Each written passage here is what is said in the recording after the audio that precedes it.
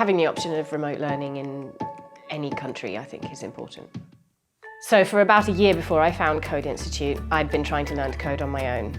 It had been going really slowly because I didn't have people to talk to help me, to help explain things, because code is so complex that without that, it goes very, very, very slowly. The other places that I tried to learn code were free sites like Code Academy.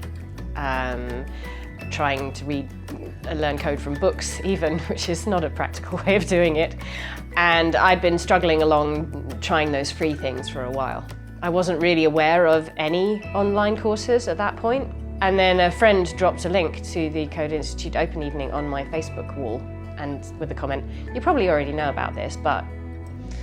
And I didn't know about it, and I clicked through and I had a read, and I was like, this is exactly what I'm looking for.